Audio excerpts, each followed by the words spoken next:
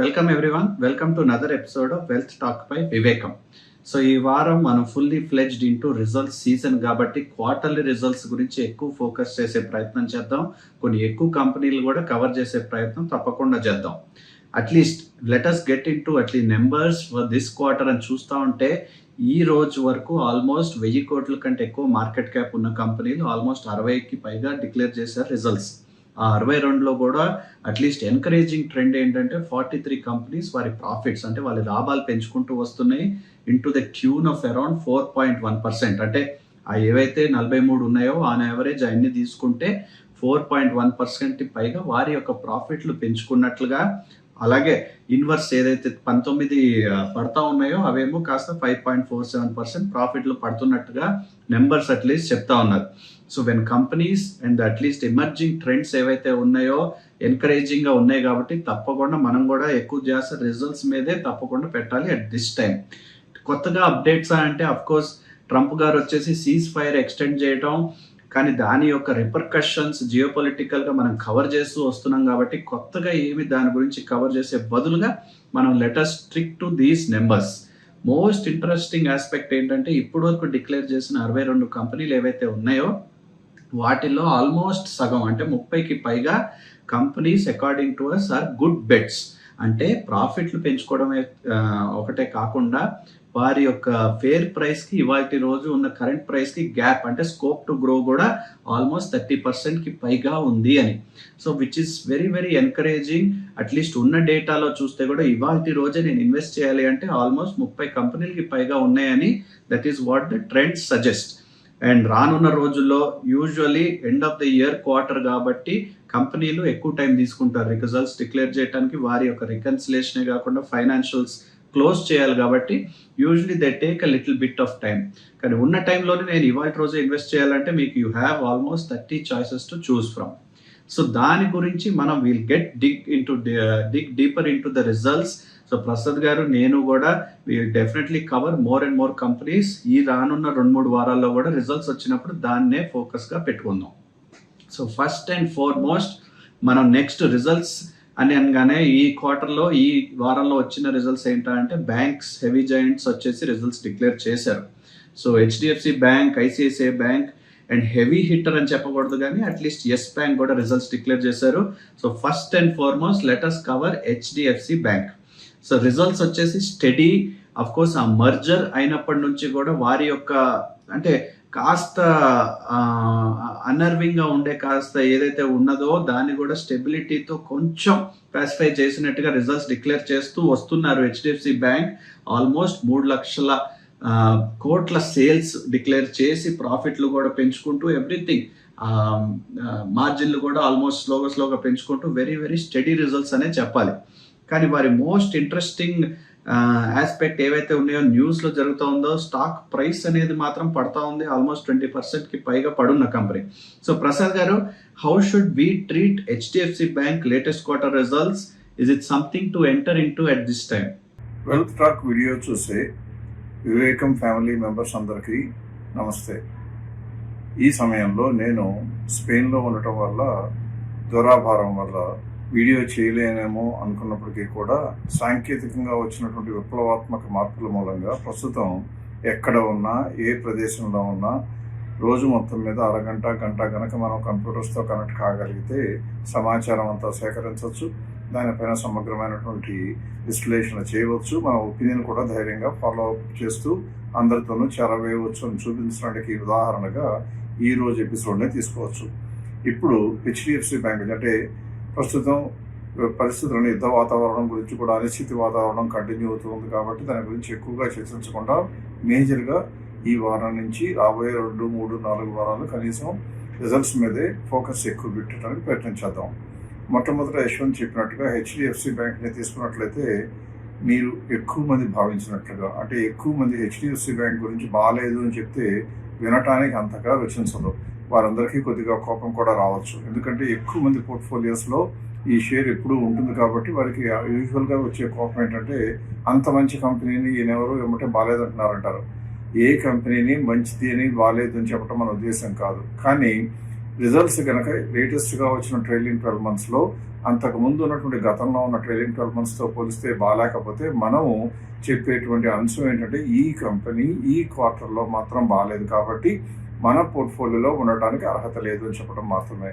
అందువల్ల HDFC bank results కనుక ఒకసారి మీరు స్క్రీన్ మీద చూపిస్తున్న డేటా కనుక చూసినట్లయితే మీకు అర్థమయ్యేది ఏంటంటే 22.72% నెట్ ప్రాఫిట్ గ్రోత్ వచ్చినప్పటికీ కూడా గ్రాస్ ప్రాఫిట్ మార్జిన్ తగ్గినట్లుగాను, అలాగే సేల్స్ అయితే చాలా కొద్దిగా పెరిగినట్టుగాను, అన్నిటి నుంచి దానికి ఉన్నటువంటి అపశృతులు ఇంకా తొలగిపోయినట్లు కనపడటం లేదు.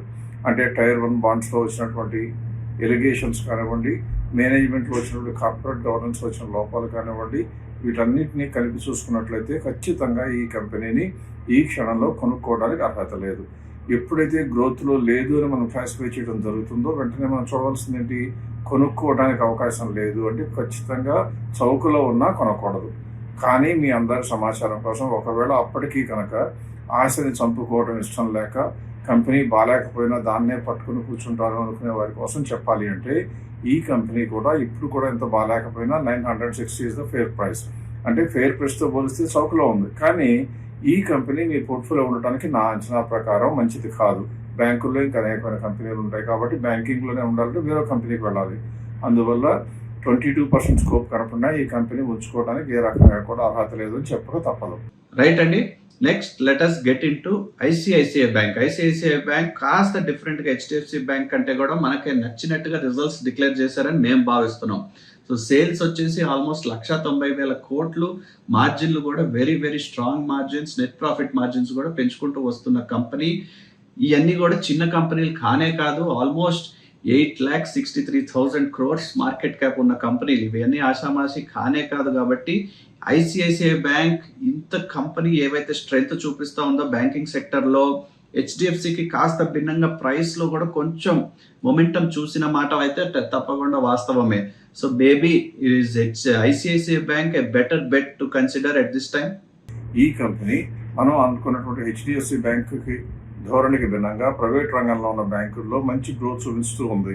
ఎందువల్ల చూపిస్తుందని చెప్తున్నాను, మీరు టేబుల్ మీద ఉన్నటువంటి స్క్రీన్ మీద ఉన్నటువంటి డేటా చూసినట్లయితే టాప్ లైన్ నెట్ సేల్స్ పెరగటం, అలాగే గ్రాస్ ప్రాఫిట్ మార్జిన్ కూడా పెరగటం, నెట్ ప్రాఫిట్ మార్జిన్ కూడా 29.6 అలా 29.54కి వెళ్ళటం. అన్నింటికన్నా ముఖ్యంగా చూడవలసింది ప్రాఫిట్ చూసినట్లయితే 57,000 చిల్లర, 57,673 crores.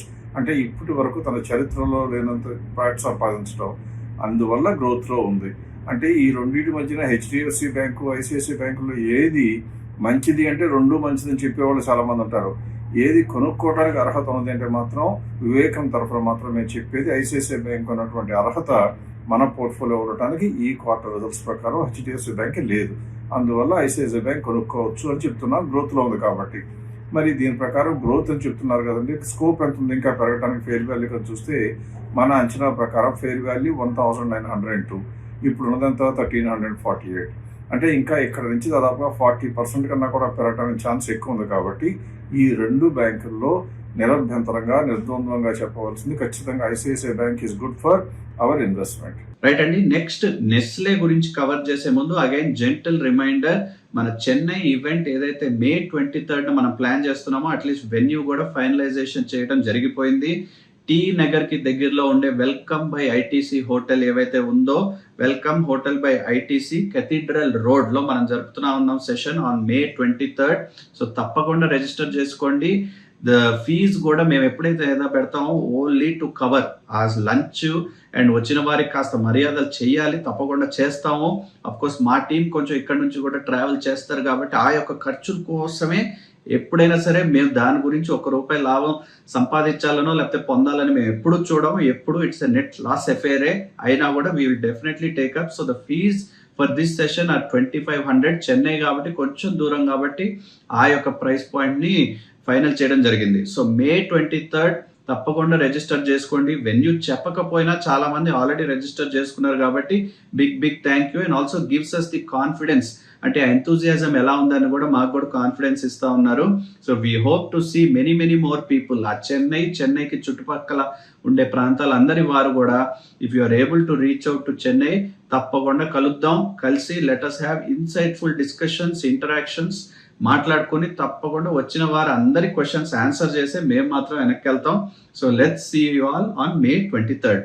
రైట్ అండి. నెక్స్ట్ నెస్లే గురించి రిజల్ట్స్ డిక్లేర్ చేశారు కాబట్టి దాని గురించి కవర్ చేద్దాం. అగైన్ చిన్న కంపెనీ అసలే కాదు, 2 lakhs crores ఉండే మార్కెట్ క్యాప్ కంపెనీ. ఎఫ్ఎంసీజీ సెక్టార్కి పొందిన నెస్లే గురించి ఇన్నని వారు అయితే తప్పకుండా ఎవరు ఉండరు. ఇటువంటి సిచ్యువేషన్లో ఏదైతే కాస్త జియోపొలిటికల్గా ఇన్స్టేబుల్గా ఉన్న సిచ్యువేషన్ ఉన్నదో, డిఫెన్సివ్ సెక్టార్కి పొందిన stocks usually are much poised to do well. And Nestle యొక్క లేటెస్ట్ క్వార్టర్ రిజల్ట్స్ వెరీ ఫ్రాంక్గా చెప్పాలంటే చాలా బ్లాక్ బస్టర్ రిజల్ట్స్ అనే చెప్పాలి.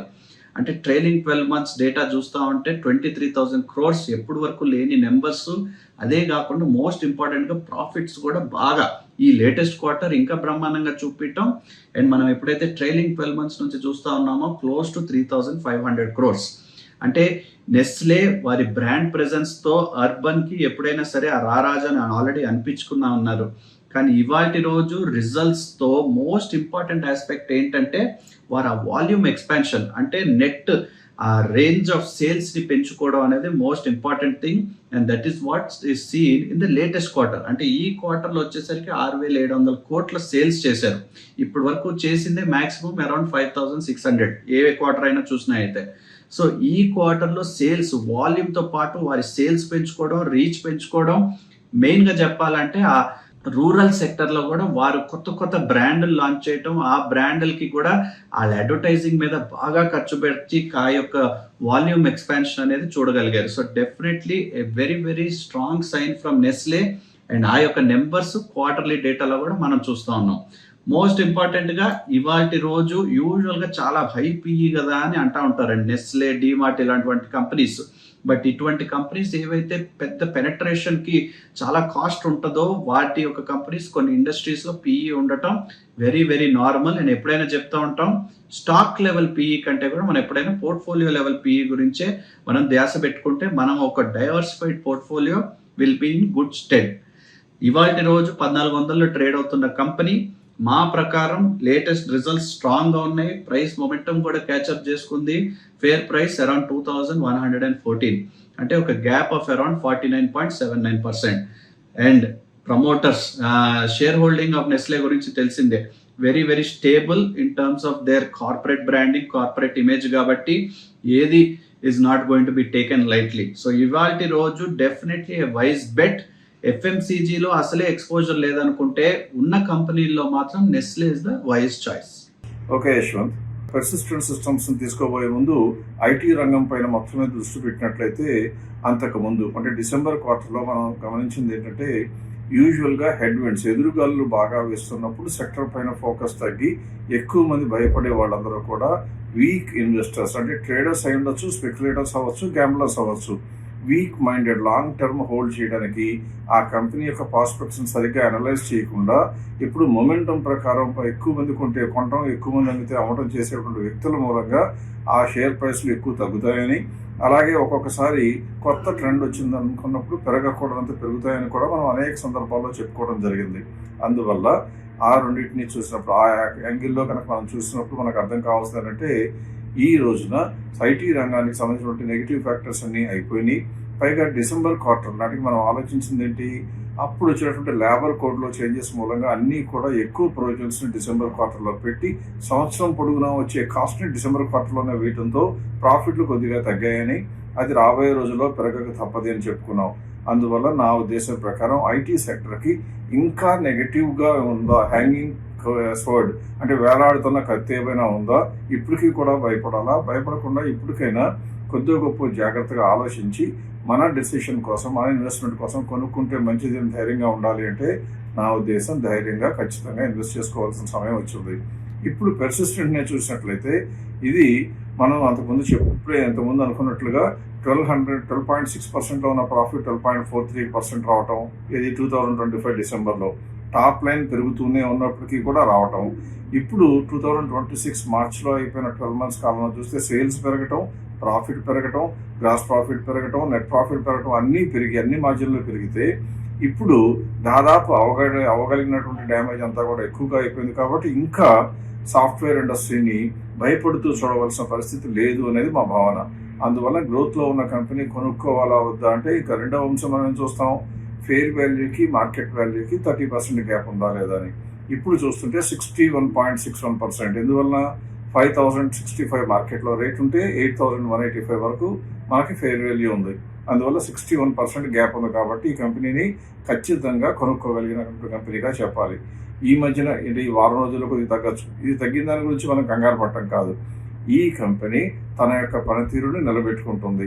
అంతకుముందు మనం అనుకున్నట్లుగా AI రావటం మూలంగా అందరికీ ఎన్ని అవకాశాలు పెరుగుతాయో ఈ కంపెనీకి అలాగే పెరుగుతాయి. అన్ని కంపెనీలకి కొద్దిగా ఎదురుగాలు ఎక్కువగా వేస్తే వీళ్ళకి వేస్తాయి. కానీ అన్నిట్లో కూడా నిలబడగలిగిన కంపెనీ ఏంటంటే 2000 కోట్లు నెట్ ప్రాఫిట్ సంవత్సరం సంపాదించే కంపెనీ బిగిన ఒక్క రోజున మాయమైపోయే అవకాశం ఉండదు. అందువల్ల ఈ కంపెనీ కూడా ఖచ్చితంగా కొనుక్కోవడానికి అనువైన కంపెనీ అని చెప్పక తప్పదు. So my vote is definitely pick up Persistent Systems. At least కొంత అమౌంట్ అయినా ఇన్వెస్ట్ చేసుకోవచ్చు. నెక్స్ట్ వచ్చేసి ఎస్ బ్యాంక్ గురించి కవర్ చేద్దామండి. సో ఎస్ బ్యాంక్ యూజువల్గా చాలా మంది ఇన్వెస్టర్స్ ప్రిఫర్ చేసే బ్యాంక్. అంటే not because of anything, but uh rate అనేది ఫస్ట్ ఆఫ్ ఆల్ నచ్చింది. అంటే 20 రూపీస్ 22 రూపీస్లో ట్రేడ్ అవుతూ ఉంటుంది. అండ్ ఎక్కువ మంది రీటైల్ ఇన్వెస్టర్స్ నేను కొంత మొత్తంలో కూడా ఎక్కువ స్టాక్స్ పొందగలుగుతానని, అంటే అదొక అపోహలో యూజువల్గా ఇన్వెస్టర్స్ ఎస్ బ్యాంక్కి ప్రిఫర్ చేస్తారు. So let us look at results are definitely strong.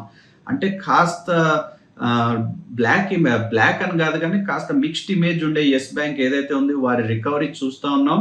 And ఆ రికవరీకే నెక్స్ట్ స్టెప్ అనేది దిస్ రిజల్ట్స్ అనే చెప్పాలి. Results are strong. సేల్స్ పెంచుకుంటా ఉంది. ఒకప్పుడు 22,000 కోట్లు ఉన్న సేల్స్ 30,000 అవ్వడం. ప్రాఫిట్లు which is the most important thing. అంటే వారి ఇంటర్నల్ ఎఫిషియన్సీ ఎంతో పెంచుకున్నారు. 1000 ఆల్మోస్ట్ 1700 2000 రేంజ్లో ఉండే ప్రాఫిట్స్ ఏవైతే ఉండేవో అమాంతం 3,500 crores. So the highest in the last 8 quarters. అది కూడా ట్రైలింగ్ 12 months చూస్తే. సో ఈ ఆస్పెక్ట్స్ అన్ని చూస్తూ ఉంటే దానికి తోడుగా మనం ఎప్పుడు చెప్తూ ఉంటాం, ఒక పక్క కంపెనీ లాభాలు పెంచుకుంది, ఆదాయాలు పెంచుకుంటున్నారు. అండ్ మోస్ట్ ఇంపార్టెంట్గా ప్రైస్ ఏమో దానికి క్యాచప్ అవ్వట్లా. అంటే 22,000 సేల్స్ ఉండి 1,200 crores ప్రాఫిట్లు ఉన్నప్పుడేమో PE ఏమో 60.23. ఇవాళ రోజు 30,000 కోట్ల సేల్స్ ఉండి ప్రాఫిట్లు 3,500 కోట్లు ఉందంటే PE వచ్చేసి 15.41. So with in this trajectory of its journey only results బాగున్నాయి, ప్రైస్ ఇంకా క్యాచప్ చేయలేదు. And most importantly it is boarding well for what can happen in the future. So we think Yes Bank is a definite good presence bet at this time. Already మనం 2-3 బ్యాంకులు cover చేసాం. రానున్న రోజుల్లో ఇంకా పెద్ద బ్యాంకులు కూడా కవర్ చేస్తాం.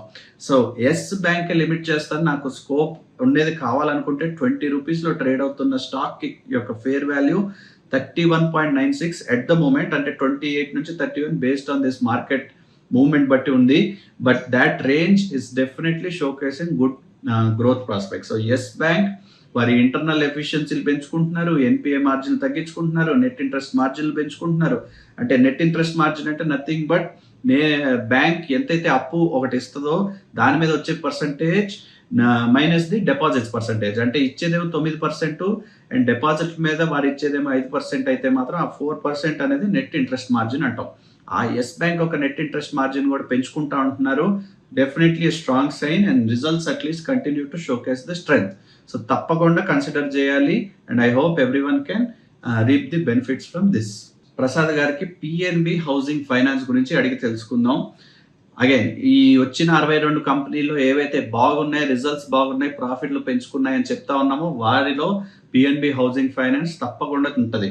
సో 5,000 కోట్ల నుంచి ఆల్మోస్ట్ 8,500 crores సేల్స్ చెందుకున్న PNB housing and of course ప్రాఫిట్లు కూడా పెంచుకుంటూ మార్జిన్లు కూడా పెంచుకుంటా ఉన్నారు. So overall numbers look good. అంటే ఇంకా తెలియని ఇన్సైట్స్ ఏవైనా ఉంటాయా that bode well for PNB housing? ఇది ఎన్నో రోజులుగా మనం ఎంతోమంది పోర్ట్ఫోలియో ఇన్వెస్టర్స్ రికమెండ్ చేయడం, వాళ్ళందరూ కొనుక్కున్న తర్వాత మార్కెట్లో లేనిపోని రూమర్లన్నీ పుట్టించి మార్కెట్లో దాన్ని బాగా తగ్గించినప్పుడు కంగారు పడిన వాళ్ళు కొంతమంది, కంగారు పడకుండా స్థిమితంగా ఆలోచించి నిలకడగా ఉన్నవాళ్ళు అనేక మంది.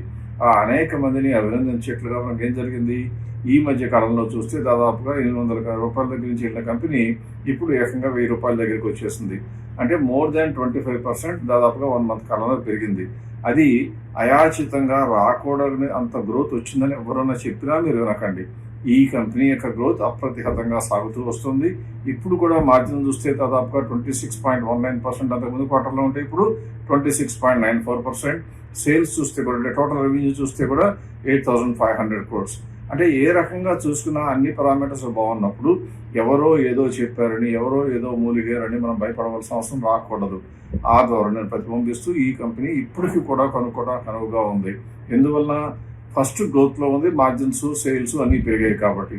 దానికి అడిషనల్గా ఇప్పుడు కరెంట్ మార్కెట్ ఎంత ఉంది, 1,007 ఉంటే మన ఫెయిర్ వాల్యూ వచ్చేసి దాదాపుగా 1,618 రూపీస్ ఉంది. అంటే ఇది కూడా 60% వరకు పెరగడానికి ఛాన్స్ ఉంది. అంటే ఒకవేళ కనుక మీరు పెద్ద పెద్ద లార్జ్ క్యాప్లే కొనుక్కుంటాను సార్ అని అంటే ఇది పెద్దగా మీకు రుచించకపోవచ్చు, కానీ ఇది కూడా 20,000 కోట్లు. అన్నింటిని మించి ప్రభుత్వ రంగ అధీనంలో ఉన్నటువంటి సంస్థ, హౌసింగ్ సెక్టర్లో ఉన్న కంపెనీ. ఇన్ఫ్లేషన్ బాగా పెరిగిపోయి ప్రజల జీవనోపాధికి రాబోయే రోజుల్లో సంకట పరిస్థితి వచ్చేటప్పుడు మాత్రమే హౌసింగ్ ఫైనాన్స్ కంపెనీల యొక్క రీపేమెంట్స్ ఇబ్బంది పడతాయి. ఇండియాలో ఆ పరిస్థితి దాదాపుగా దాపరించకుండా ఒక రకంగా అంటే నెగిటివ్ కోణంలో ఆలోచించకుండా చూసినట్లయితే బ్లాక్ మనీ పుణ్యమా అని ప్రతి రియల్ ఎస్టేట్ ఇన్వెస్ట్మెంట్లో మనం పెట్టే డబ్బు ₹1,00,00,000 అయితే దాని మార్కెట్ వాల్యూ 2 కోట్లు ఉంటుంది. కాబట్టి ఏ లోన్ తీసుకున్న వ్యక్తి కూడా దాదాపుగా హౌసింగ్ లోన్ వేయాలని ట్రై చేయరు. అందువల్ల ఇందులో వచ్చే డిఫాల్ట్స్కి వచ్చే పర్సంటేజ్ తక్కువ. ఒక్క మ్యానిపులేషన్ ఏదన్నా గవర్నమెంట్ అంటే ఆ కంపెనీలో కనుక కార్పొరేట్ గవర్నెన్స్ ఇబ్బంది వస్తే తప్పితే.